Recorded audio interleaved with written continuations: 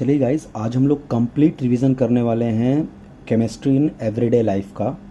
इस चैप्टर को मैं आपको कंप्लीटली रिवाइज करने वाला हूँ। इस चैप्टर को एक ही वीडियो में पूरा चैप्टर रिवाइज करेंगे और इसका जो भी पीडीएफ फॉर्म में नोट्स होगा वह मैं डिस्क्रिप्शन में आपके सामने अपलोड कर दूँगा। आप वहाँ से इसको डाउनलोड करके पढ़ सकते हैं। तो चलिए स्टार्ट करते हैं। सबसे पहले केमिस्ट्री एवरीडे लाइफ में सबसे पहले देखते हैं आर्टिफिशियल स्वीटनिंग एजेंट। देखिए, जो नेचुरल स्वीटनर होता है जैसे सुक्रोज जो गन्ने से निकलता है, natural sweetener example sucrose add to calorie intake. जब हम सुक्रोज वगैरह को लेते हैं तो उससे कैलोरी इनटेक बहुत बढ़ जाता है, इसीलिए many people prefer to use artificial sweetener. सबसे पहला देखिए ऑर्थोसल्फोबेंजीमाइड, जिसको हम सैक्रिन के नाम से भी जानते हैं, is the first popular artificial sweetening agent. Saccharin is the first popular artificial sweetening agent. It has been used as a sweetening agent ever since it was discovered in 1879. ये 1879 से यानी 140 ईयर 140 साल से बेटा ये आर्टिफिशियल स्वीटनिंग एजेंट सैक्रिन हमारे पास है। तो बात आती है कि सैक्रिन से फ़ायदा क्या है, आर्टिफिशियल स्वीटनिंग एजेंट से फ़ायदा क्या होता है। तो एक्चुअली अगर बोला जाए तो सैक्रिन जो है वो 550 टाइम्स ज़्यादा स्वीट होती है केन शुगर से। तो आपको लग रहा है कि केन शुगर से भी ज़्यादा स्वीट है, तो ये तो बॉडी के लिए और भी खतरनाक है। लेकिन प्रॉब्लम क्या है, सैक्रिन के साथ एडवांटेज क्या है अपने को, नो डाउट ये केन शुगर से ज़्यादा स्वीट है। बट हो क्या रहा है यहाँ पे, ये जब हम बॉडी में इसको जब इनटेक करते हैं तो ये यूरिन के साथ बिना अनचेंज हुए ये बाहर हो जाता है, एक्सक्रीट हो जाता है, यूरिन के साथ एक्सक्रीट हो जाता है विदाउट ब्रेक डाउन हुए। जबकि अगर मैं सुक्रोज खाऊंगा एज अ स्वीटनिंग एजेंट तो आपको पता है सुक्रोज बॉडी में जाके क्या है आपका, वो जाके ग्लूकोज और फ्रक्टोज में टूटेगा, ठीक है। लेकिन ये जब सैक्रिन हम लेते हैं, सैक्रिन एज सच बॉडी के साथ यूरिन के साथ विदाउट ब्रेक डाउन हुए बॉडी से बाहर निकल जाता है, इसीलिए हमारे लिए फायदेमंद होता है। या डायबिटिक पेशेंट जो होते हैं वो सैक्रिन को लिया करते हैं, ठीक है। It use is a great value to diabetic person, diabetic person के लिए बहुत ज़्यादा यूजफुल है। And people who need to control intake of calorie, जिनको अपना कैलोरी वगैरह बचाना है लेकिन फिर भी वो चाय पीने के शौकीन है, उनको मीठा खाना पसंद है, तो किसी भी चीज़ में वो सैक्रिन डाल के खा सकते हैं in place of cane sugar, जिससे उनकी कैलोरी भी बच जाएगी, कैलोरी भी ज़्यादा इनटेक नहीं हो पाएगा और ये उनको स्वीटनेस का भी आनंद मिल जाएगा। सैक्रिन का स्ट्रक्चर ये होता है, इसको ध्यान रखिएगा। आइए कुछ और भी स्वीटनिंग एजेंट हैं जिनको हम एक एक करके फटाफट देख लेते हैं। जैसे देखिए other example of artificial sweetener, इसमें देखिए दूसरा है aspartame. Aspartame sweetness value in comparison to cane sugar is 100 times more. ये केन शुगर के कंपैरिजन में 100 टाइम्स मोर स्वीटर होती है। एस्पार्टेम का ये स्ट्रक्चर होता है जिसमें एस्पार्टिक एसिड पार्ट होता है और दूसरा phenyl alanine methyl ester part होता है। तो एस्पार्टिक एसिड से एस्पार्टेम और एस्टर से आया टेम, एस्पार्टेम। देखिए स्ट्रक्चर तो आपको बोलूं कि अगर आप कई बार देखोगे तो याद हो जाएगा, बट बड़े कॉम्प्लेक्स स्ट्रक्चर होते हैं, इतना आप याद नहीं कर सकते हो कि 4 मार्क्स के क्वेश्चन के लिए। कभी कभी से जेई इस बार जनवरी के जो सेशन हुआ था जेई का, उसमें उसने एक क्वेश्चन पूछ लिया था कि एस्पार्टेम में कितने कायरल सेंटर हैं। तो बेटा ऐसे क्वेश्चन के लिए तो आपको तो स्ट्रक्चर याद होना चाहिए। लेकिन हम अब एक क्वेश्चन के लिए ऐसा नहीं होगा सारे स्ट्रक्चर हम ड्रग का, एंजाइम्स का, जितने भी ड्रग हैं, एंटासिड्स का, सबका स्ट्रक्चर रटे बैठ जाएं। केमिस्ट्री में बहुत कुछ है, आप उतना ज़्यादा पढ़िए। इसमें जितनी इंपॉर्टेंट बातें मैं बता रहा हूँ वो आप बस ध्यान दे दीजिए, बस स्ट्रक्चर पर ज़्यादा फोकस मत करिए, ठीक है। आइए अगला देखिए, use of aspartame is limited to cold food. बहुत ही ये पॉइंट अब इंपॉर्टेंट हो गया कि एस्पार्टेम जो स्वीटनिंग एजेंट है इसका यूज हम करते हैं जैसे आपके पास कोल्ड ड्रिंक्स वगैरह में जो स्वीटनेस होती है, कोल्ड आइसक्रीम में जो स्वीटनेस होती है उसमें हम एस्पार्टेम डालते हैं, आइसक्रीम में, कोल्ड ड्रिंक में। क्योंकि अगर आप सोचो कोई ऐसा फूड जो हम गर्म खाते हैं और मीठा होता है, उसमें अगर आप सोचो कि मैं एस्पार्टेम डाल के मिठास को बढ़ाऊंगा तो एस्पार्टेम बेटा हाई टेम्परेचर पे वो अनस्टेबल होता है, उसकी स्वीटनेस गायब हो जाती है। इसलिए एस्पार्टेम स्वीटनिंग एजेंट का यूज हम कोल्ड फूड्स में करते हैं मिठास लाने के लिए, जैसे कोल्ड ड्रिंक्स हो गया, आइसक्रीम हो गया, ये सब। अगला स्वीटनिंग एजेंट है सुक्रोलोज। ये क्या है, स्वीटनेस वैल्यू इन 600 टाइम्स मोर देन सुक्रोज। और एक स्वीटनिंग एजेंट ध्यान रखेंगे एलिटेम। इसकी जो स्वीटनेस वैल्यू बेटा सुक्रोज के कंपैरिजन में 2000 गुना ज्यादा ये स्वीट होता है एलिटेम, और ये एलिटेम का स्ट्रक्चर है। आइए फूड प्रिजर्वेटिव पे आते हैं। अब देखिए जो फूड प्रिजर्वेटिव होते हैं वो प्रिवेंट करते हैं spoilage of food due to microbial growth. भाई अगर हमारे जो फूड हैं उसमें अगर माइक्रोब्स ग्रोथ कर जाते हैं तो स्पॉइल हो जाएगा, खराब हो जाएगा। नॉर्मली क्या बोलूं, जैसे किसी फूड को आपको लॉन्ग लास्टिंग यूज करना, मैं तो हमेशा रिकमेंड करूंगा आप ताजा ही फ्रूट्स खाइए, ताजा ही फूड खाइए। कोई पैकेज्ड फूड को आप मत खाइए, वो उतना आपके लिए बेनिफिशियल नहीं होता, वो आपके लिए हार्मफुल होता है। रीजन क्या है बेटा, जो पैक्ड फूड होते हैं, आपके फ्रूट्स होते हैं, जैसे मैं बोलूं आप अनार का जूस बनाओ, आप फ्रेश जूस बना के पी लो। अब उसी जूस को आप ग्लास में या किसी भी कंटेनर में रख के अपने फ्रिज में रख दो और जरा उसको 4 दिन पियो, 4 दिन के बाद पियो आपको खुद ही उसका टेस्ट खराब लगेगा, वो आपके लिए हार्मफुल, आप बीमार पड़ जाओगे। इसीलिए क्या होता है अब, लेकिन आपको पता है कि टैंग हो गया, ट्रॉपिकाना हो गया, ये सब पैकेट में फ्रूट जूस को महीनों 6-6 महीने तक बेचते हैं। कैसे बेचते हैं? क्योंकि वो फूड प्रिजर्वेटिव यूज करते हैं, उसमें प्रिजर्वेटिव डालते हैं जिससे माइक्रोब्स उनमें ग्रो नहीं कर पाता, जिससे वो काफी दिनों तक पीने योग्य रहता है। तो जैसे एग्जांपल फूड प्रिजर्वेटिव का आपको देखना है, sodium benzoate is used in a limited quantity and is metabolised in the body. तो पहला food preservative sodium benzoate. Salt of sorbic acid, propanoic acid are also used as a preservative, यानी sorbic acid का salt, propanoic acid का salt भी हम preservative के तौर पे यूज करते हैं। अब आता है बेटा आपके सामने therapeutic action of different classes of drug. ठीक है, जैसे पहला है एंटासिड्स। एंटासिड्स क्या होता है बेटा, हमारे पेट में जब बहुत ज्यादा एसिडिटी हो जाती है, गैस बन जाती है, तो हम इनो वगैरह पीते हैं, वो एंटासिड्स हैं। ठीक है, तो होता क्या है बेटा एंटासिड्स में, जब हम काफी, जैसे हमारा पेट बेटा, मान लो आपका पेट 2 समोसे सहने लायक है और आपने दबा के 10 समोसे खा लिए, तो उस 10 समोसे का जो कंटेंट है उसको पचाने के लिए पेट ज्यादा HCl सिक्रीट करेगा, और अगर ज्यादा HCl सिक्रीट करेगा पेट, उसको डाइजेस्ट करने के लिए उतना HCl आप बियर कर नहीं पाओगे, तो ओवर एसिड का प्रोडक्शन होता है, उसी को हम बोलते हैं एसिडिटी। ठीक है, तो over production of acid in the stomach causes irritation and pain होता है, इरिटेशन होता है। ठीक है, इन सीवियर केसेस, अगर आपके एसिडिटी की प्रॉब्लम आपको ज्यादा है तो सीवियर केसेस पे अल्सर्स भी हो जाते हैं, स्टमक में अंदर अल्सर यानी घाव बन जाते हैं स्टमक के अंदर। तो बेटा एंटा एसिड जो होते हैं, जैसे इनो वगैरह है, जो मेटल हाइड्रोक्साइड्स होते हैं, मैग्नीशियम वगैरह के metal hydroxides are good because of being insoluble, ये इनसॉल्युबल होते हैं। These do not increase the pH above neutrality, ये pH को बढ़ने ही नहीं देते न्यूट्रलिटी के ऊपर। ओवर एसिडिटी को क्या करते हैं, ये ट्रीट करते हैं, बैलेंस करते हैं। बट एक प्रॉब्लम है इस एंटासिड्स वगैरह के साथ। क्या प्रॉब्लम है बेटा, ये आपके जो सिम्टम है उसको तो ये बेटा कंट्रोल कर ले जाते हैं, लेकिन जो कॉज है, जो आपके ओवर प्रोडक्शन ऑफ एसिड या जो एसिडिटी का कॉज है, उसको ट्रीट नहीं करते। एक समय के लिए आपको रिलीफ दे देंगे, बट आप सोचो कि मैं एक बार आज इनो पी लूं और फिर उसके बाद 10 समोसे खा के आऊं, मुझे एसिडिटी नहीं होगी, तो गड़बड़ है, फिर होगी आपको। मतलब ये लोग उस समय के लिए आपको आराम दे देगा। एंटासिड जो मेटल हाइड्रोक्साइड्स होते हैं, ये सिम्टम को तो ट्रीट कर लेते हैं लेकिन कॉज को नहीं ट्रीट करते। इसीलिए क्या होता है, अगर आपको ज्यादा एसिडिटी होती है तो आपको आपके गट में, आपके स्टमक में अल्सर परमानेंटली बन जाता है। तो वही यहां मैं बता रहा हूं, these treatment control only symptom and not the cause. Therefore with these metal salt the patient can not be treated easily. ये कोई ट्रीटमेंट नहीं है, उस समय के लिए आपको आराम हो जाएगा बस। इन एडवांस स्टेज अगर बहुत ज्यादा एसिडिटी आपको होती है तो ulcers becomes life threatening and it's only treatment is the removal of affected part of the stomach.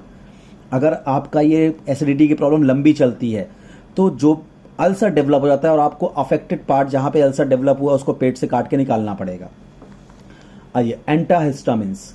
अब देखिए एंटीहिस्टामिन्स क्या होते हैं। A major breakthrough in the treatment of hyperacidity came through the discovery of according to which a chemical histamine, जो hyper acidity को treat करने के लिए एक नया केमिकल डिस्कवर हुआ, हिस्टामिन। ये जो हिस्टामिन होता है ना, ये स्टिमुलेट करता है secretion of pepsin and hydrochloric acid in stomach. देखिए होता क्या बेटा, जैसे मान लीजिए आपके स्टमक में कई सारे क्या रिसेप्टर्स होते हैं, तो हिस्टामिन आके आपके स्टमक पे बैठता है वहां पे, और स्टमक से बोलता है तुम देखो पेप्सिन और HCl को रिलीज करो। यानी ये स्टमक में आके स्टमक की वॉल से अटैच होता है, हिस्टामिन बाइंड होता है और बोलता है कि HCl और पेप्सिन निकालो, HCl और पेप्सिन निकालो। और सोचो इसका मतलब क्या होगा कि अगर HCl पेप्सिन ज्यादा निकलेंगे तो क्या होगा बेटा, हाइपर एसिडिटी फिर आपको हो जाएगी। इसीलिए क्या होता है बेटा, कुछ हम ड्रग यूज करते हैं, द ड्रग सिमेटिडिन जो मार्केट में टैगामेट के नाम से मिलती है, आपको मेडिकल स्टोर पे Tagamet, was design to prevent the interaction of histamine with stomach wall. अगर स्टमक वॉल पे आके हिस्टामिन चिपक गया तो हिस्टामिन क्या करेगा, स्टमक वॉल से बोलेगा कि HCl निकालो, पेप्सिन निकालो, मैसेंजर देगा, उसको मैसेज देगा, तो स्टमक प्रोडक्शन करेगा HCl का और पेप्सिन का, और रिक्वायरमेंट ज्यादा वो रिलीज कर देगा, जिससे हाइपर एसिडिटी हो जाएगी। इसलिए हम जो ड्रग यूज करते हैं एंटी हिस्टामिन के तौर पे वो टैगामेट है, टैगामेट मार्केट में उपलब्ध है, design to prevent the interaction of, हम चाहेंगे नहीं कि हिस्टामिन जाके स्टमक के साथ कोई भी बातचीत कर पाए, histamine with the receptor present in the stomach wall. Tagamet होता क्या है, देखो अगर हिस्टामिन स्टमक पे जाके चिपक गया तो क्या करेगा, स्टमक को स्टिमुलेट करेगा, स्टमक को कि भाई पेप्सिन निकालो, HCl निकालो, खाना आया है उसको पचाना है, तो उसमें क्या होगा, स्टमक काफी सारा HCl काफी सारा पेप्सिन निकालेगा, ठीक है, जिससे हाइपर एसिडिटी हो सकती है। तो टैगामेट जो टैबलेट हम जब खाते हैं तो टैगामेट जाके स्टमक की वॉल पे जाके चिपक जाती है, हिस्टामिन जहां चिपकता है उसके पहले जाके वो ड्रग चिपक जाती है वहां पे, तो जिससे क्या होगा, वो हिस्टामिन जाके जब स्टमक पे चिपकेगा नहीं तो कंट्रोल वे में आपका HCl का प्रोडक्शन होगा, ठीक है। This results release to lesser amount of HCl। The importance of the drug was so much that it remained the largest selling drug in the world. ये बेटा एक समय में लार्जेस्ट सेलिंग ड्रग थी टैगामेट, ठीक है, जब तक रेंटिडिन या जिसको हम जेंटैक जो टैबलेट आती है उसकी डिस्कवरी के पहले तक ये जो टैगामेट टैबलेट थी ये लार्जेस्ट सेलिंग ड्रग थी। चलो हिस्टामिन के बारे में और कुछ बातें जान लेते हैं। Histamine is a potent vasodilator, blood vessel को भी डायलेट करता है। Histamine control the smooth muscle in the bronchi and gut and relaxes other muscles such as those in the walls of fine blood vessels. Histamine is also responsible for the nasal congestion, जो बेटे हमें कभी कभी हम लोग की नाक बंद हो जाती है, म्यूकस बहुत ज़्यादा भर जाता है, नेजल कंजेशन हो जाता है, उसके लिए भी हिस्टामिन रिस्पॉन्सिबल होता है। कुछ लोग को पॉलन से बहुत ज़्यादा एलर्जी होती है, उसके लिए भी हिस्टामिन रिस्पॉन्सिबल होता है। तो histamine is also responsible for the nasal congestion associated with common cold and allergic response to pollen. So synthetic drug brompheniramine, जिसको मार्केट में ये डिमेटैप के नाम से मिलता है मेडिकल स्टोर पे, डिमेटैप एंटी हिस्टामिन ड्रग है ये सब, एंड टेरिफेनाडीन जिसको सेल्डेन के नाम से मार्केट में ये मिलता है मेडिकल स्टोर पे, सेल्डेन, डिमेटैप और Seldane act as a anti histamines. These drugs interfere with the natural action of histamine by competing with the histamine for binding site of receptor where histamine exert its effect. अब आता है बेटा neurologically active drug कौन कौन से होते हैं, जैसे ट्रैंकुलाइजर्स। ट्रैंकुलाइजर्स क्या होते हैं, tranquilizers and analgesics are neurologically active drug. Tranquilizers and analgesic ये नर्वस सिस्टम से रिलेट होते हैं ड्रग। देखिए इनके पॉइंटर, ट्रैंकुलाइजर्स जो होते हैं these affect the message transfer mechanism, ये मैसेज ट्रांसफर मैकेनिज्म के थ्रू काम करते हैं from nerve to receptor, nerve से रिसेप्टर तक मैसेज को ये ट्रांसमिट करते हैं tranquilizers. Tranquilizers are a class of chemical compounds used for the treatment of stress and mild और इवन सीवियर मेंटल डिजीज। कुछ माइल्ड या सीवियर मेंटल डिजीज में या स्ट्रेस में हम ट्रैंकुलाइजर्स को देते हैं जिससे हमको रिलीफ मिलता है।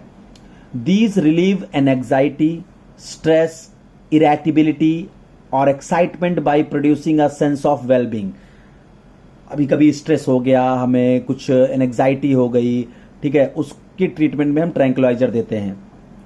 They form an essential component of sleeping pills, जो स्लीपिंग पिल्स होती है उसमें भी ट्रैंकुलाइजर्स जो एसेंशियल कंपोनेंट्स होते हैं।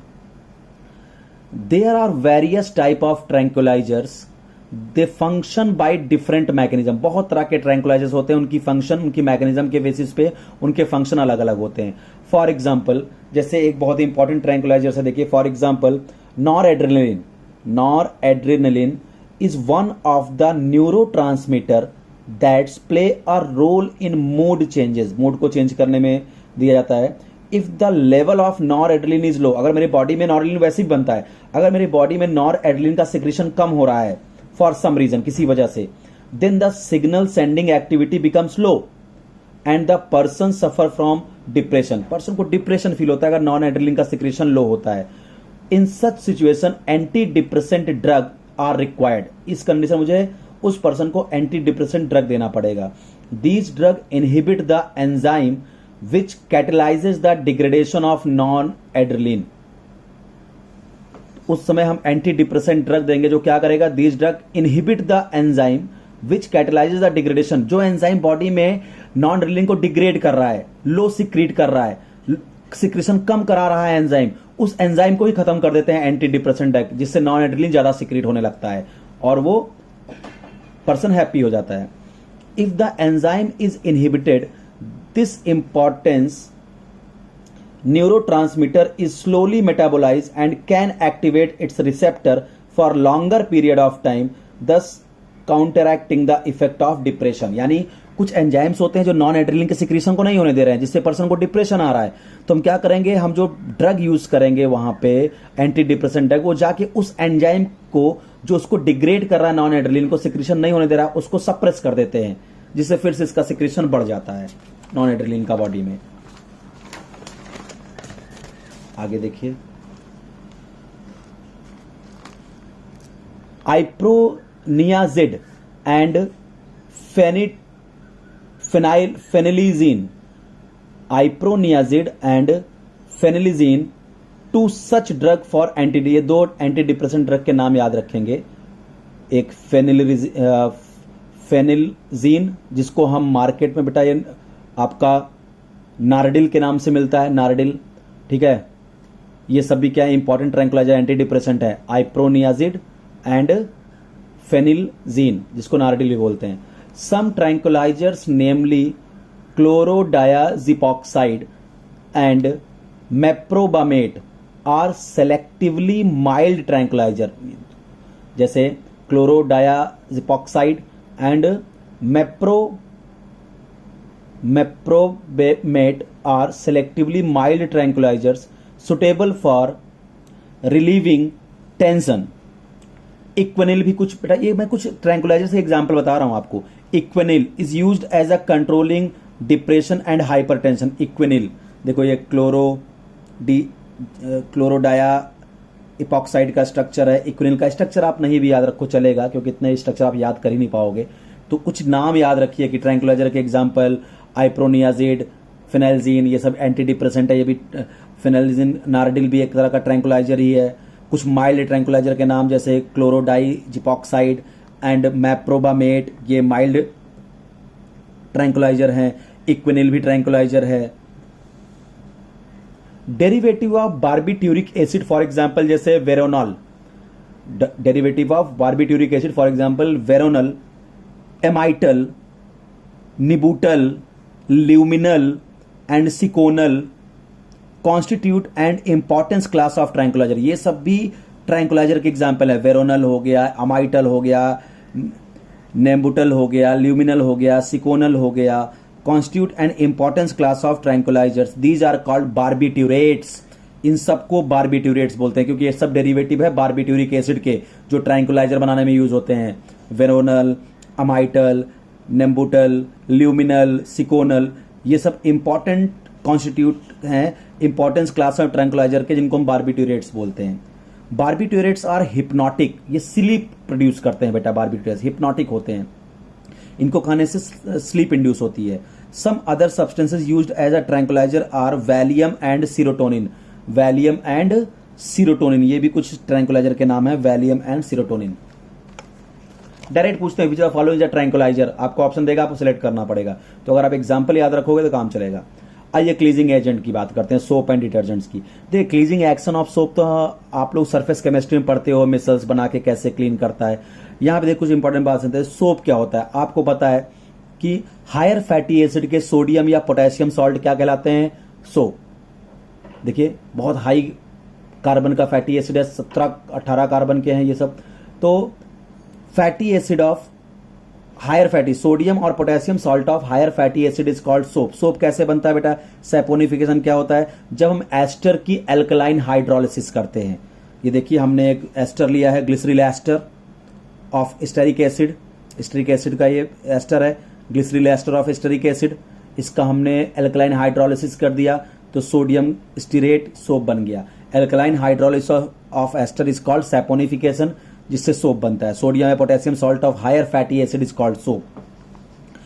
देखिए बोध कर रहा है soap containing sodium salt are formed by heating fat with aqueous sodium hydroxide. अगर मुझे सोडियम सॉल्ट बनाना है तो जो फैटी एसिड है, जो भी आपका एस्टर है, उसका हम सोडियम हाइड्रोक्साइड के साथ हाइड्रोलिसिस करेंगे।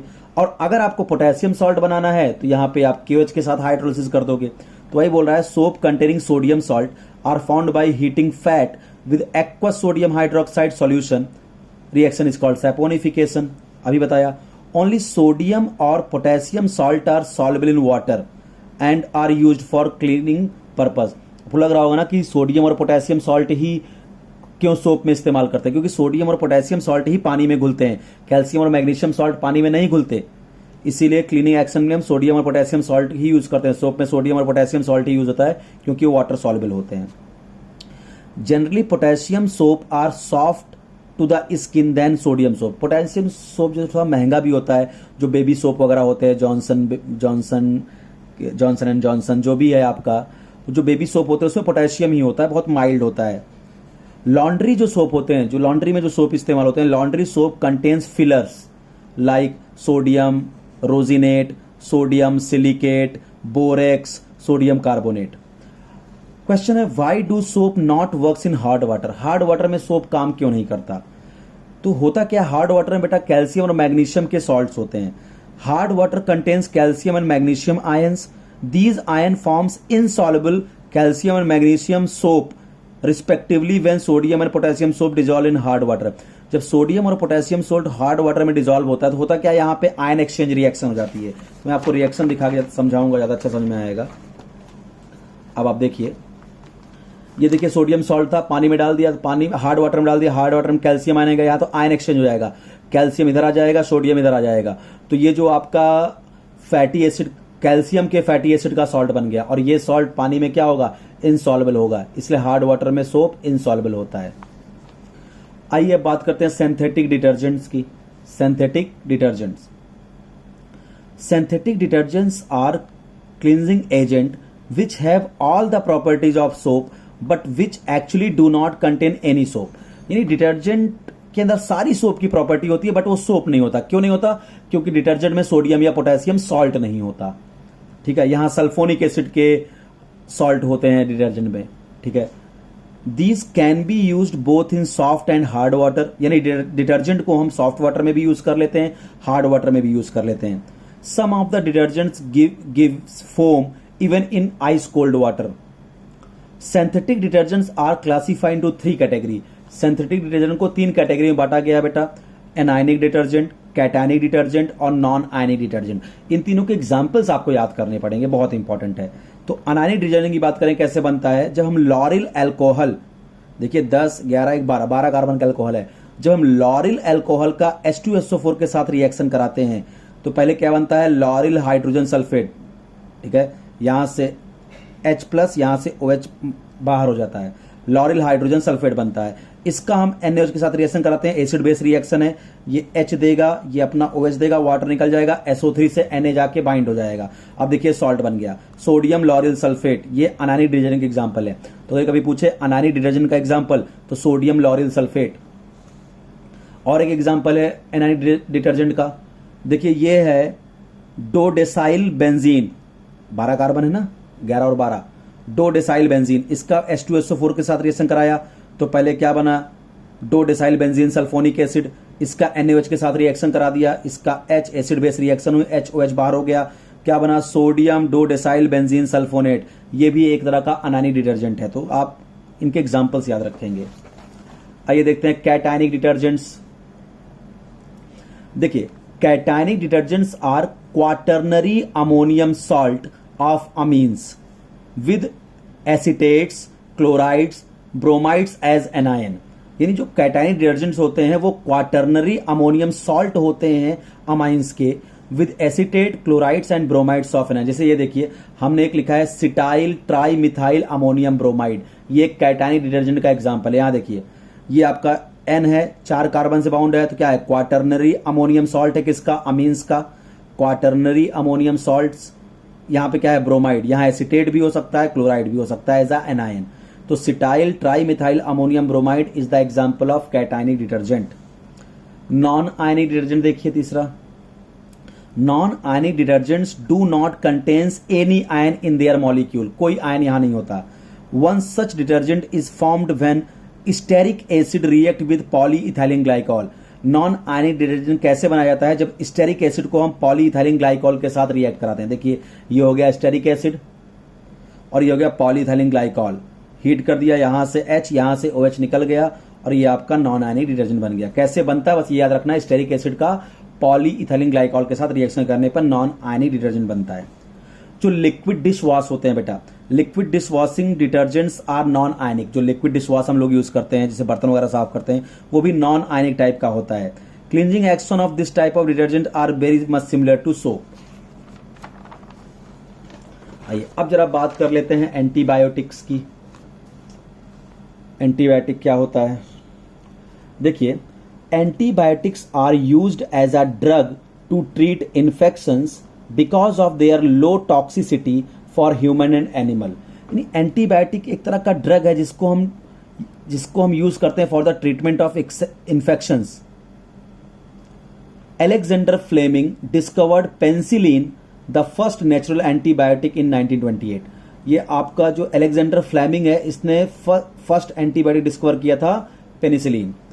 N antibiotic now refer to substance produced wholly or partially by chemical synthesis which in low concentration inhibit the growth or destroyed microorganism by intervening in their metabolic process। यानी जो antibiotic होते हैं ये ऐसे substance होते हैं जो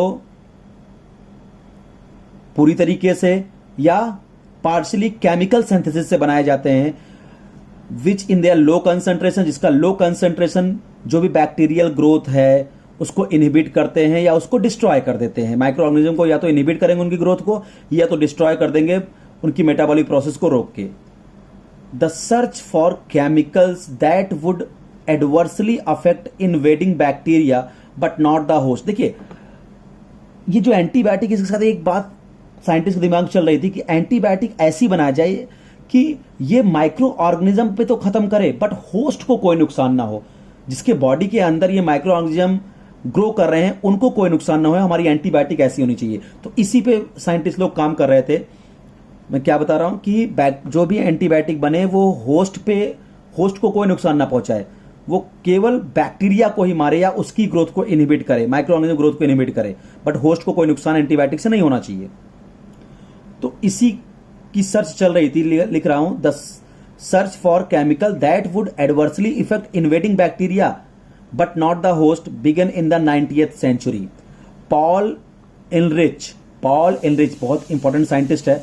Paul Ehrlich, a German bacteriologist, conceived this idea कि भाई होस्ट सेफ रहे बट माइक्रो ऑर्गेनिज्म की ग्रोथ इनहिबिट है, उसको मार दे। तो पॉल एलरिच इस पे काम कर रहे थे। He developed the medicine arsphenamine known as salvarsan. बहुत इंपॉर्टेंट है बेटा, साल्वारसन। ये इन्होंने एक एंटीबायोटिक बनाई, साल्वारसन, बिल्कुल ध्यान रखिएगा। इसके लिए इनको नोबेल प्राइज भी मिला था। And Paul Ehrlich got Nobel prize for medicine in 1908 for this discovery. It was the first effective treatment of syphilis. इस साल्वारसन जो एंटीबायोटिक बना उससे उन्होंने इफेक्टिवली सिफिलिस डिजीज को क्योर किया। देखिए जो एंटीबायोटिक्स होते हैं वहां आर्सेनिक आर्सेनिक बॉन्ड पाया जाता है। इन एंटीबायोटिक जो साल्वार्सन वगैरह है उसमें आर्सेनिक आर्सेनिक बॉन्ड पाया जाता है, linkage present in salvarsan. Resemble like N double bond linkage present in azo dye, जैसे एजोडाई में N double bond N linkage होता है, वैसे साल्वार्सन जो एंटीबायोटिक है उसमें arsenic arsenic double bond linkage होता है। In the sense that arsenic atom placed in place of nitrogen, ऐसा लगता है। इन 1932 Paul Ehrlich succeed in preparing the first effective antibacterial agent Protosil, which resemble in the structure of compound salvarsan।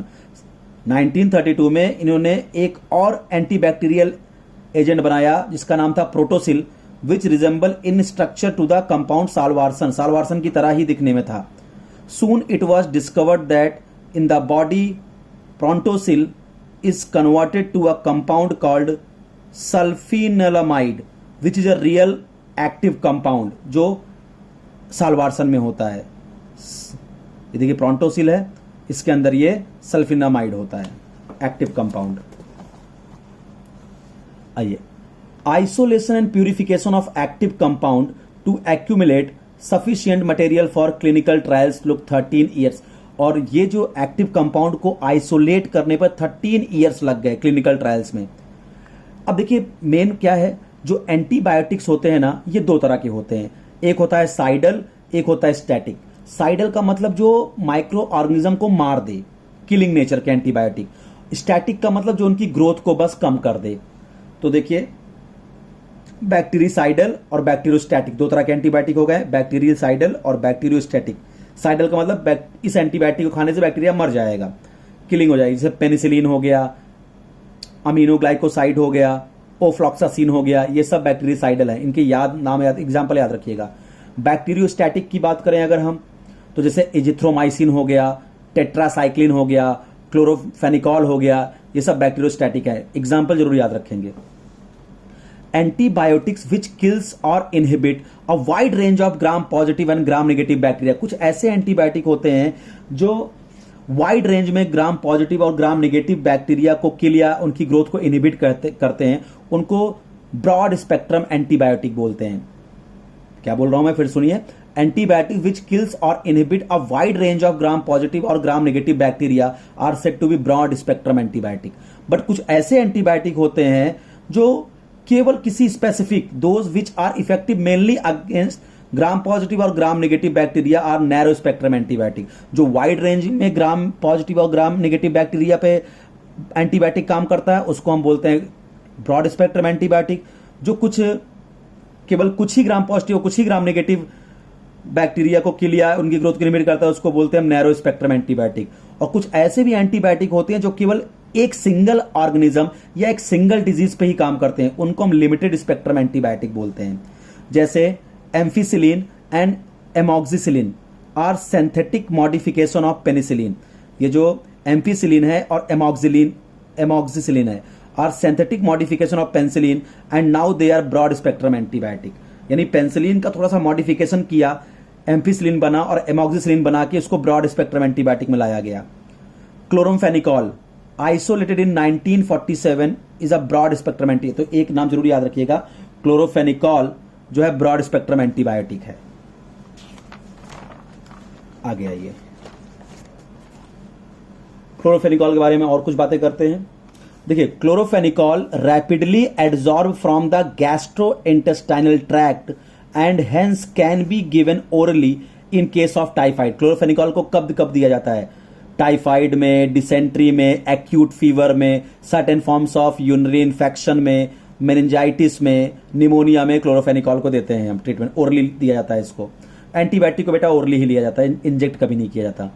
The antibiotic dysidazirine is suppose to be toxic towards certain cancer cell. तो ये सब example आपको याद रखने हैं बस। Analgesic reduce और abolish pain without causing impairment of consciousness, mental confusion और paralysis और some other। अब हम बात करते हैं एनाल्जेसिक की। एंटीबायोटिक मेरा खत्म हो गया, अब बात करते हैं एनाल्जेसिक क्या होते हैं। तो एनाल्जेसिक क्या होते हैं बेटा, ये ऐसे सब्सटेंस होते हैं जो पेन को रिड्यूस करते हैं, पेन को कम करते हैं, without causing impairment of consciousness. मतलब ऐसा नहीं है एनाल्जेसिक वो नहीं होते नॉर्मली कि आपको कुछ दो तरह के एनालिसिस भाई मैं आपको पढ़ाऊंगा, नॉर्कोटिक नॉर्कोटिक। नॉन नॉर्कोटिक जो होते हैं वो आपको बिना बेहोश किए देते हैं। नॉर्कोटिक का मतलब वो होते हैं जो आपको ऑपरेशन के पहले दर्द हो रहा है तो ऑपरेट करना है, उसके पहले आपको बेहोश करने के लिए ऐसी एनाल्जेसिक देते हैं जो आपको दर्द ही ना हो, ठीक है, उसको नॉर्कोटिक एनाल्जेसिक बोलते हैं। तो एनाल्जेसिक बेटा दो तरह के होते हैं, नॉन नॉर्कोटिक और नॉर्कोटिक एनाल्जेसिक होते हैं। नॉन नॉर्कोटिक जैसे एस्प्रिन हो गया, डिस्प्रिन हो गया, पैरासीटामोल हो गया, ये सब नॉन नॉर्कोटिक क्या होते हैं, एनाल्जेसिक होते हैं।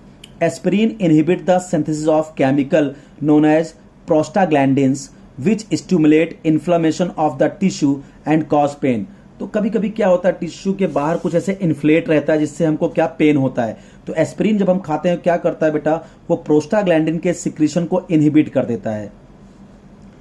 ये जो एस्प्रिन है, पैरासीटामोल है, ये सब है। These drug have many other effect such as reduce fever, antipyretic भी होते हैं जो नॉन नॉर्कोटिक, जैसे एस्प्रिन हो गया, पैरासीटामोल, ये दर्द तो कम करते ही करते हैं, साथ में ये सब एंटीपायरेटिक होते हैं, बुखार भी कम करते हैं। And preventing platelets coagulation, platelets को कोगुलेट नहीं होने देते। Because of its anti blood clotting action aspirin finds use in prevention of heart attack में भी इसको यूज करते हैं हम। नॉर्कोटिक एनाल्जेसिक में जैसे हो गया मॉर्फिन हो गया बेटा, कोडीन हो गया, हीरोइन हो गया बेटा, ये सब देखो एस्प्रिन पैरासीटामोल तो आप जाओगे मेडिकल स्टोर वाला दे देगा, लेकिन अगर आपको ये नॉर्कोटिक एनाल्जेसिक चाहिए, मॉर्फिन, कोडीन और हीरोइन, आप जाके मांगोगे तो आपको मेडिकल स्टोर वाला नहीं देगा, क्योंकि ये डॉक्टर की प्रिस्क्रिप्शन से ही मिलता है और इसका एक डेफिनेट डोज होता है जो डॉक्टर ही जानता है आपको कितना देना है। ऑपरेशन से पहले या पोस्ट ऑपरेशन सिजेरियन होने के बाद आपको पेन हो रहा है तो इसको कितना आपको देना है कि आपको पेन ना हो। लेकिन कुछ लोग क्या करते हैं बेटा, इधर उधर से इसका अरेंजमेंट करके इसको गलत यूज करते हैं। तो नॉर्कोटिक में आपका मॉर्फिन हो गया, कोडीन, ये भी दवाओं डॉक्टर के प्रिस्क्रिप्शन का आपको मेडिकल स्टोर से मिल ही नहीं सकती। तो नॉर्कोटिक एनाल्जेसिक में देखिए morphine and many like codeine, heroin of its homolog when administered in medicinal dosages, यानी इनको जब मेडिसिनल डोजेज में आपको दिया जाएगा तभी ये आपको एज अ मेडिसिन होगा। एक एक्स्ट्रा ले लोगे तो गड़बड़ हो जाएगा यहाँ पे। तो morphine and many other like heroin and codeine homolog when administered in medicinal dose relieve pain and produce sleep. Pain आपका कम हो जाएगा, आप सो जाओगे। इन पॉइजनस डोजेज, अगर आप इसको बहुत ज्यादा ले लिए, in poisonous dosages these produce stupor, coma हो जाएगा, कन्वर्जन्स, अटैक आने लगेंगे आपको, एंड अल्टीमेटली डेथ भी हो सकती है अगर आप इसको पॉइजनस डोज में ले लिए तो। Morphine narcotics are some time referred to as opiates, इसको मॉर्फिन को ओपिएट्स भी बोलते हैं बेटा, बहुत इंपॉर्टेंट पॉइंट है, ओपिएट्स भी बोलते हैं। Since they are obtain from opium poppy से ये निकाला जाता है, इसको ओपिएट्स भी बोलते हैं। These analgesics are chiefly used for the relief of post operative pains, इस ऑपरेशन के बाद जो आपको पेन हो रहा है उसको रिलीफ करने के लिए दिया जाता है, कार्डियक पेन में दिया जाता है, and pains for terminal cancer and child birth. अब आता है एंटीसेप्टिक्स एंड डिसइंफेक्टेंट क्या होते हैं। देखिए एंटीसेप्टिक्स क्या होते हैं, antiseptics and disinfectant are also the chemicals which either kill और prevent the growth of micro organism. ये भी वही होता है एंटीसेप्टिक और disinfectant. Antiseptics are applied to the living tissue such as wounds, cuts, और जब कभी हमको चोट लग जाती है, कहीं घाव हो जाता है तो हम एंटीसेप्टिक, डेटॉल, सेवलॉन, ये सब लगाते हैं ना, तो सब एंटीसेप्टिक्स हैं। एग्जाम्पल के तौर पर जैसे फ्यूरासिन हो गया, सोफ्रामाइसिन की ट्यूब आती है antiseptic. Antiseptic are not ingested like antibiotic. देखो एंटीबायोटिक को हम खाते हैं, बट एंटीसेप्टिक, और एंटीबायोटिक भी माइक्रो ऑर्गेनिज्म को मार रहा था, बैक्टीरिया को, लेकिन उसको हमको ओरल इंजेक्ट करना पड़ता है, हमको खाना पड़ता है। लेकिन एंटीसेप्टिक जो होता है इसको हम ओरली यूज नहीं करते। Antiseptic are not ingested like antibiotic. Commonly used antiseptics like Dettol, बस हाँ डेटॉल के बारे में एक बात जरूर याद रखना, Dettol is a mixture of chloroxylenol, यहां मैंने स्ट्रक्चर बनाया, प्लीज इसको जरूर स्ट्रक्चर याद रखिएगा आप। क्लोरोजाइनॉल एंड टर्पिनॉल, इन दोनों का मिक्सचर होता है डेटॉल। और कुछ एंटीबायोटिक, जैसे कुछ बेटा सोप होते हैं जिनमें एंटीसेप्टिक प्रॉपर्टी होती है, जैसे bithionol, the compound is also called bithionol, is called to added to soap to impart antiseptic property. कुछ ऐसे सोप आते हैं जिनमें एंटीसेप्टिक प्रॉपर्टी होती है। कई बार ये क्वेश्चन आ चुका है, पूछा भी एंट्रेंस में कि जो एंटीसेप्टिक सोप होते हैं उनका कॉन्स्टिट्यूएंट क्या होता है, तो बायोथायोनॉल होता है एंटीसेप्टिक सोप में।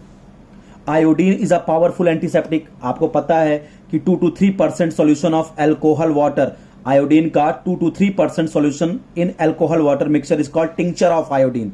It is applied on wound. Hospital वगैरह में आपने देखा होगा, कभी आपको चोट लग जाए तो एक रेड कलर का सॉल्यूशन होता है जिससे आपके वुंड्स वगैरह को साफ करते हैं, वो टिंक्चर आयोडीन होता है, वो भी एंटीसेप्टिक ही होता है।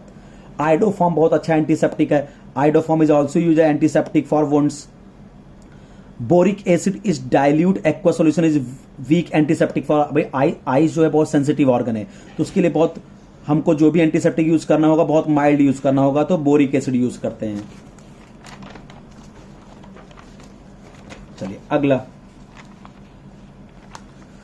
अब देखो एंटीसेप्टिक पढ़ लिया। डिसइंफेक्टेंट क्या होता है बेटा? देखो जो एंटीसेप्टिक होता है सेम कंपाउंड होता है डिसइंफेक्टेंट, बट ध्यान रखिएगा एंटीसेप्टिक को आप अपने शरीर पे लगा रहे हो तो वो माइल्ड होता है, उसका कंसंट्रेशन जो देखो जो कंपाउंड एंटीसेप्टिक में वही कंपाउंड डिसइंफेक्टेंट में। डिसइंफेक्टेंट को आप यूज करते हो जैसे पोछा लगाते समय, फ्लोर क्लीन करते समय आप लाइजॉल वगैरह मिलाते हो, ठीक है, वॉश बेसिन साफ करते हो, कमोड साफ करते हो, उस समय आप हार्पिक ये सब क्या है आपके लाइजॉल, ये हो गया, सब डिसइंफेक्टेंट है। तो लेकिन उस समय आप क्या करते हो? हाई कंसंट्रेटेड सॉल्यूशन यूज करते हो। तो जो डिसइंफेक्टेंट होता है कंपाउंड वाइज वो तो एंटीसेप्टिक ही होता है। तो यहां मैं लिखा हूं देखो, disinfectant are applied to non living object such as floors, drainage system, instrument. Some same substance can act as a antiseptic as well as disinfectant by varying concentration. Concentration vary करना पड़ता है। जैसे देखो 0.2% सॉल्यूशन ऑफ फिनॉल जो होता है वो antiseptic की तरह काम करता है, और उसी 1% फिनॉल का सॉल्यूशन ले लो तो वो डिसइंफेक्टेंट होता है। Chlorine is in concentration of 0.2 to 0.4 ppm is aqua solution is antibiotic and antiseptic, and SO2 in very low concentration as disinfectant. अब आइए एंटी फर्टिलिटी ड्रग, ये क्या होता है? बर्थ कंट्रोल पिल्स जो होती है बेटा essentially contains a mixture of synthetic oestrogen and progesterone derivative. जो बर्थ कंट्रोलिंग पिल्स होती है बेटा उसमें क्या होता है? मिक्सचर होता है वो सिंथेटिक एस्ट्रोजन और प्रोजेस्टेरॉन डेरिवेटिव का। Both these compounds are hormones. ये जो प्रोजेस्टेरॉन है और एस्ट्रोजन है ये हार्मोन होते हैं। It is known that progesterone suppress the evolution. बेटा प्रोजेस्टेरॉन जो होता है ओवल्यूशन को सप्रेस करता है, होने नहीं देता है, इसीलिए बर्थ कंट्रोल पिल में हम प्रोजेस्टेरॉन का यूज करते हैं। Synthetic progesterone derivative are more potent than progesterone. जैसे norethindrone is an example of synthetic progesterone. Example याद रखेंगे, norethindrone is the example of synthetic progesterone derivative most widely used as anti fertility drug. तो anti fertility drug का एक नाम जरूर याद रखेंगे, नॉर्थरिनड्रोन। ये तो प्रोजेस्टेरॉन का डेरिवेटिव है। The estrogen derivative which is used as in combination with progesterone derivative is ethynylestradiol, जिसको हम नोवेस्ट्रॉल बोलते हैं, नोवेस्ट्रॉल। तो ये बेटा कुछ एंटी फर्टिलिटी ड्रग के दो नाम याद रखिएगा, नोवेस्ट्रॉल और आपका नॉर्थरिनड्रोन। ये क्वेश्चन आ चुका है। अब आइए हम बोलते हैं क्लासिफिकेशन ऑफ ड्रग्स पे आते हैं। क्लासिफिकेशन ऑफ ड्रग्स, देखिए किस तरह से ड्रग्स को क्लासिफाई किया जाता है। On the basis of pharmacological effect, on the basis of drug action, on the basis of chemical structure, on the basis of molecular target. तो बेटा ये जो सबसे इंपॉर्टेंट क्लासिफिकेशन होता है जहां से क्वेश्चन बनता है अपने पास, on the basis of molecular target के बेसिस पे, तो इसी को हम पढ़ते हैं। तो the classification based on molecular target is the most useful classification for medicinal chemist. Drug possessing some common structural feature may have some mechanism of action on target।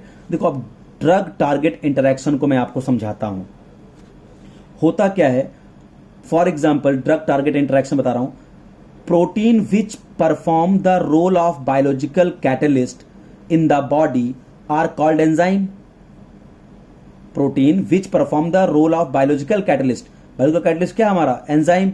In the enzymes those which are crucial to communication. Enzyme से ही communication होता है बेटा body के अंदर, वो communication system है मेरा। In the body are called receptor. तो protein which perform the role of biological catalyst in the body are called enzymes. Those which are crucial to communication system in the body are called receptor. होता क्या है जब enzyme पे बेटा जाके substrate, जैसे मान लो कोई डिजीज होनी है तो एंजाइम पे जाके सबस्ट्रेट चिपकेगा, जो डिजीज को कॉज करने वाला एजेंट चिपकेगा, तो एंजाइम सबस्ट्रेट कॉम्प्लेक्स बनेगा, जिससे क्या होता है सेल को सिग्नल जाएगी, सेल को सिग्नल जाएगी और बीमारी फैल जाएगी आपको। तो अगर आपको इसको रोकना है कि एंजाइम से जाके जो आपका कॉजिंग एजेंट है जो डिजीज कॉज करेगा वो जाके एंजाइम से ना चिपके, तो आपको क्या करना होगा, ड्रग यूज करना होगा। कंपटीशन चलेगा, आप जो ड्रग खाओगे तो क्या होगा, जो एंजाइम के पास जो एक्टिव साइट है वो जो सबस्ट्रेट जो बीमारी कॉज करेगा वो ना चिपक के उससे पहले जाके आपका ड्रग चिपक जाएगा, जिससे अब सबस्ट्रेट को एंजाइम पे चिपकने का मौका नहीं मिलेगा, जिससे बीमारी नहीं होगी। कुछ ऐसा ही एक्शन होता है। तो यहां देखिए कुछ कैरियर प्रोटीन्स होते हैं, carry polar molecule across the cell membrane, सब मैं समझाऊंगा आज। Nucleic acid have coded genetic information for the cell, lipids and carbohydrates are structural part of cell membrane. मैं आपको एक्शन सिखाता हूं, ये इतना इंपॉर्टेंट नहीं है। देखिए enzyme as a drug target, देखिए enzyme as a drug target. तो देखिए होता क्या है normally, for understanding the interaction between drug and enzyme it is important to know how enzyme catalyse the reaction. Enzyme कैसे रिएक्शन को catalyse करता है। देखिए सबसे पहले क्या होता है, देखो ये एंजाइम है, एंजाइम में बेटा कुछ ऐसे एक्टिव साइट्स होती है, उनका कुछ स्पेसिफिक शेप होगा। तो जो सबस्ट्रेट होता है, मान लो जो भी बीमारी कॉज करने वाला सबस्ट्रेट है, वो आके क्या होता है, अगर उस एक्टिव साइट पे जाके बाइंड हो जाता है और एंजाइम सबस्ट्रेट कॉम्प्लेक्स बन जाता है जो सिग्नल का काम करता है बेटा और बीमारी को ट्रांसमिट करता है। तो अगर मैं सोचूं कि जो कॉजिंग एजेंट है जो बीमारी को कॉज कर रहा है वो जाके एंजाइम पे ना बैठ पाए, तो हम क्या करते हैं, जो केमिस्ट होते हैं वो ऐसी ड्रग को डिजाइन करते हैं जिनका जो शेप है उस इस सबस्ट्रेट का शेप का हो, इस एंजाइम की एक्टिव साइट का शेप का हो। तो आपने ड्रग इनहेल किया, ये सबस्ट्रेट है, ये ड्रग है। यहां कंपटीशन चलता है बेटा, सबस्ट्रेट से पहले ड्रग ही जाके एंजाइम की एक्टिव साइट पे बैठ जाता है, जिससे अब क्या होगा, ये जो कॉजिंग एजेंट है जो बीमारी कॉज करता, ये जाके एंजाइम पे नहीं बैठ पाएगा, जिससे सेल को सिग्नल नहीं मिलेगा और ट्रीटमेंट हो जाएगा आपका, बीमारी आपका आगे नहीं बढ़ पाएगी। कुछ ऐसा ही एक्शन होता है। तो इसको मैं लिख दिया हूं, the first function of an enzyme is hold the substrate for the chemical reaction. Active sites of enzyme hold the substrate molecule in the suitable position so it can be attacked by the reagent effectively। हम चाहते हैं कि ये जो substrate है, जो बीमारी को कॉज करने वाला जो भी सबस्ट्रेट है, वो जाके आपके इस एक्टिव साइट पे अटैच ना हो, हम नहीं चाहते। कभी कभी हमारे लिए हार्मफुल होता है, तो हम क्या करेंगे, हम ड्रग ऐसी डिजाइन करेंगे जिसका भी शेप इसी एक्टिव साइट के शेप का हो। तो सबस्ट्रेट से पहले ड्रग ही जाके चिपक जाए, जिससे सबस्ट्रेट यहां चिपक ना पाए आपका। तो substrates bind to the active site of the enzyme through a variety of interaction such as ionic bond, hydrogen bond, van der Waals bond, dipole bond. ये जो सबस्ट्रेट होते हैं इनसे जाके बाइंड होते हैं by ionic bond, covalent bond, coordinate bond, van der Waals bond, dipole attraction. ये function हो गया, सबस्ट्रेट जाके बाइंड हो जाएगा तो एंजाइम वर्क करने लगेगा। हम चाहते हैं ये सबस्ट्रेट यहां बाइंड ना हो, जिससे बीमारी ना हो। ठीक है, ड्रग एक्शन कैसे करेगा, तो क्या होगा, the second function of enzyme is to provide functional group that will attack the substrate and carry out chemical reaction. यानी सेकेंड फंक्शन क्या होता है आपका एंजाइम का, second function of enzyme is to provide functional group that will attack the substrate and carry out chemical reaction. तो होता क्या है बेटा, ड्रग एंजाइम इंटरेक्शन क्या होता है, drug enzyme interaction sometimes happen as drug inhibit any of the above mention activity of enzyme. यानी जब हम ड्रग खाते हैं तो ये सबस्ट्रेट न जाके वो ड्रग ही जाके इसके एक्टिव साइट से जुड़ जाता है, जिससे ये जो एंजाइम सबस्ट्रेट कॉम्प्लेक्स बन रहा है ये नहीं बन पाएगा, और ये नहीं बन पाएगा तो जो डिजीज होगी वो स्प्रेड नहीं हो पाएगी। तो this can be block the binding site of enzyme. जब ड्रग खाते हैं, ड्रग ही जाके चिपक गया, तो ड्रग जाके बाइंडिंग साइट पे चिपक गया एंजाइम के सबस्ट्रेट के पहले ही, तो सबस्ट्रेट को अब एंजाइम जोड़ने का मौका ही नहीं मिला। जब मौका ही नहीं मिला तो क्या होगा, जो इसकी एक्टिविटी है एंजाइम की वो क्या होगी, सप्रेस हो जाएगी। तो this can block the binding site of enzyme and prevent the binding of substrate and inhibit the catalytic activity of enzyme. Enzyme की एक्टिविटी को कम कर देगा। तो एंजाइम की जब एक्टिविटी कम हो जाएगी तो सिग्नल जो होगा, सिग्नल भी कम हो जाएगा बॉडी में।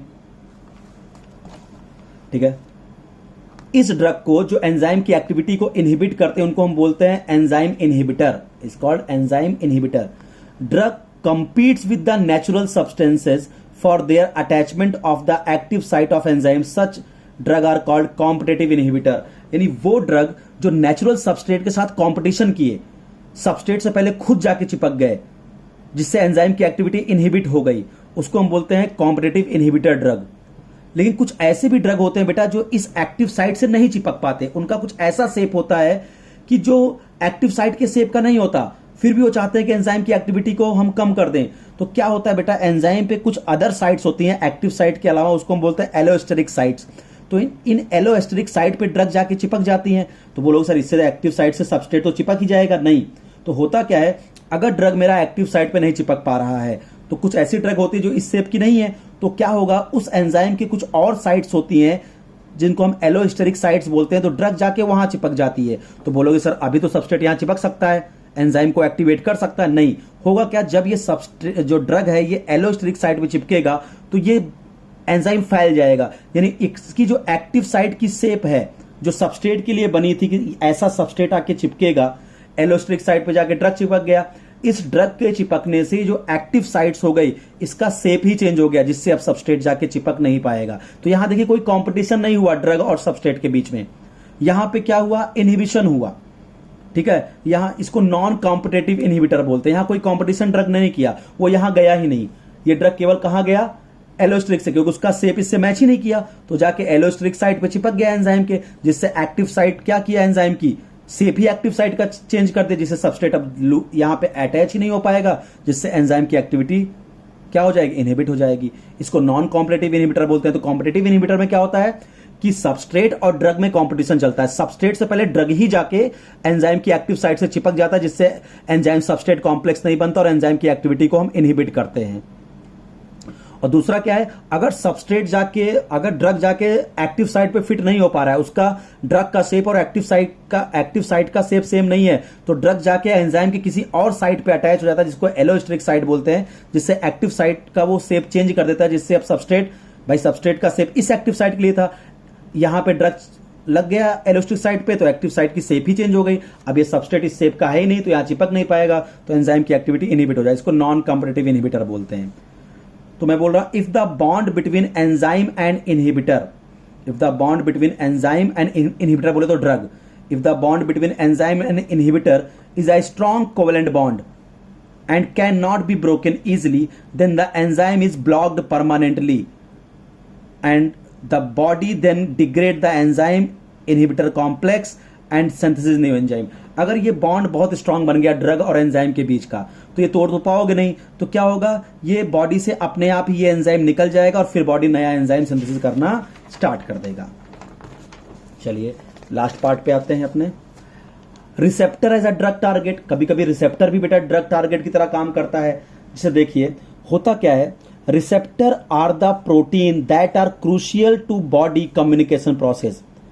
मेजॉरिटी ऑफ रिसेप्टर जो होते हैं बेटा हमारे सेल मेम्ब्रेन में होते हैं, जो ड्रग रिसेप्टर होते हैं, majority of these are embedded in the cell membrane in such a way that they are small part processing active site present out of the surface of the membrane and opens on the outside region of the cell membrane. यानी एक तो enzyme drug action पढ़ा दिया, अब आपको receptor and drug target कैसे होता है। देखिए हमारे जो सेल मेम्ब्रेन होती है उसमें बेटा कुछ क्या होते हैं, रिसेप्टर प्रोटीन्स होते हैं। तो आप देखिए ये सेल मेम्ब्रेन की आउटर सरफेस है, ये सेल मेम्ब्रेन की इनर सरफेस है। तो देखिए जो रिसेप्टर प्रोटीन है जो हमारे सेल मेम्ब्रेन में, उसका कुछ पार्ट देखिए सरफेस से बाहर निकला है और अजीब सा शेप है, ये बेटा बाइंडिंग साइट है, ये बाइंडिंग साइट है। तो सबस्ट्रेट आके यहीं पे बाइंड होता है, सबस्ट्रेट आके यहीं पे बाइंड होता है। तो अगर क्या होगा, जो सबस्ट्रेट आया और जब सबस्ट्रेट आके इस पे वी शेप का जो बाइंडिंग साइट है जो सेल मेम्ब्रेन से बाहर निकला है, सबस्ट्रेट आके इस पे अगर जुड़ेगा, ये केमिकल मैसेंजर आया, सेल को मैसेज देना है उसको कि कोई आया है, तो केमिकल मैसेंजर आके इस पे अटैच हो जाएगा, जिससे क्या होगा, देखो सेल को सिग्नल कैसे मिलता है, बहुत नायाब चीज देखोगे आप। ये जब केमिकल मैसेंजर आके इस रिसेप्टर प्रोटीन पे बैठा तो इसको पुश कर दिया थोड़ा सा, जिससे क्या होगा, देखो जो फ्लैट सरफेस थी, जो रिसेप्टर प्रोटीन की सरफेस फ्लैट थी, देखिए वो थोड़ा सा उसका सरफेस चेंज हो गया। अब सरफेस चेंज होने से ये सेल को अंदर धक्का देगा तो सेल के अंदर सिग्नल पहुंचने लगेगा, भाई कोई आया है, केमिकल मैसेंजर। तो अब ड्रग क्या करेगा, आपको केमिकल मैसेंजर नहीं देना है। कभी कभी ये जो केमिकल मैसेंजर आते हैं इनको यहां लगाना हमारे लिए ठीक नहीं होता, ठीक है, हो सकता है केमिकल मैसेंजर कोई बीमारी का केमिकल मैसेंजर हो। तो हम क्या करेंगे, जो हम ड्रग खाते हैं तो वही काम सेम होगा बेटा। तो ड्रग क्या होगा, इस रिसेप्टर से बाइंड हो जाएगा, ड्रग क्या होगा, यहां में लिख दिया देखिए, रिसेप्टर रिसीविंग केमिकल मैसेंजर। पहले क्या करें, रिसेप्टर ने केमिकल मैसेंजर को रिसीव किया, shape of receptor changes after attachment of the messenger. जब मैसेंजर अटैच होगा तो रिसेप्टर का शेप चेंज हो गया। Receptor regain structure after removal of the chemical messenger. एक बार बेटा सेल को मैसेज मिला तो ये केमिकल मैसेंजर अपने आप बाहर चला जाता है, फिर एक बार मैसेज देके फिर बाहर चला जाएगा। तो अब ड्रग क्या करता है, drugs that bind to the receptor site and its natural function are called antagonist. Drugs that bind to the, जब केमिकल मैसेंजर अगर मेरा ड्रग आ गया तो जब ड्रग ही मेरे केमिकल मैसेंजर की तरह ड्रग जो है इस साइट पे आके अगर बाइंड हो गया, drug that bind to the receptor site and its natural function are called antagonist. यानी केमिकल मैसेंजर का फंक्शन मेरा ड्रग कर रहा है।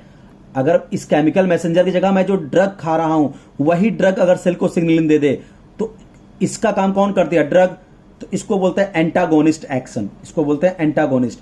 It is used for blocking of message required. यानी ये अगर सोचो, ये आया था कुछ मैसेज देने, इसमें कुछ मैसेज रहे होंगे, जब इसमें लगा तो ये सिग्नल दिया, इसका शेप चेंज हुआ, मैसेज ट्रांसफर हो गया। बट ये जो मैसेज देने आया था, मैं चाह रहा हूं ये मैसेज सेल तक ना पहुंचे, तो इसी शेप का मैंने कोई ड्रग खा लिया, तो ड्रग भी यहां अटैच हो गया, उसमें कोई मैसेज नहीं है जो ये मैसेज देने आया था। तो हमने जो ड्रग खाया, ड्रग आके अटैच हो गया, तब भी सिग्नल दिया, बट वो जो हार्मफुल सिग्नल देने आया था वो अब इस सेल को नहीं मिला।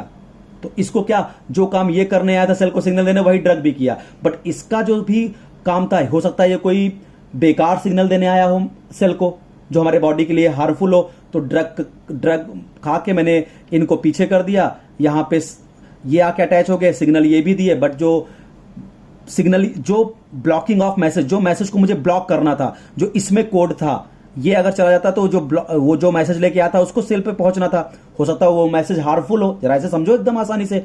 तो ड्रग जब खा लिया, ड्रग यहां पे चिपक गया, उसने भी इसके शेप को चेंज कर दिया, सिग्नल वो भी भेजा, ठीक है, लेकिन ड्रग में तो कोई ऐसा सिग्नल था ही नहीं। तो इसीलिए क्या होगा, जो ब्लॉकिंग ऑफ सिग्नल करना होगा तो हम ड्रग जाके इस पे बाइंड हो जाता है, इसको एंटागोनिस्ट एक्शन बोलते हैं। These are other type of drug, कुछ अदर भी टाइप के ड्रग होते हैं that mimic the natural messenger by switching on receptor that are called agonist. लेकिन मान लो कोई अच्छा सिग्नल लेके ये केमिकल मैसेंजर आया हो, कोई अच्छा मैसेंजर देना हो, ठीक है, तो हो सकता है मैं कुछ ऐसी भी ड्रग यूज करूंगा जो ये मैसेज जो देने आया है वही मैसेज दे। उसके लिए इसको बोलते हैं इसको क्या बोलते हैं, एगोनिस्ट एक्शन। तो इस तरह से होता है बेटा क्या आपका रिसेप्टर एंड ड्रग टारगेट। इतना होता है बेटा आपका केमिस्ट्री एंड एवरीडे लाइफ। इतना आपको पढ़ के जाना है। नोट्स में पीडीएफ फॉर्म में डिस्क्रिप्शन में अपलोड कर दूंगा। 1 घंटे का वीडियो ये हो गया है कंप्लीट। मैंने एवरीडे लाइफ रिवाइज कर दिया, सारे एग्जाम्पल याद रखिएगा, जितना भी चीजें मैं बताया हूं, ये थोड़ा एक्शन जो समझा रहा हूं, ये सब बात आप ध्यान रखिएगा। Thank you.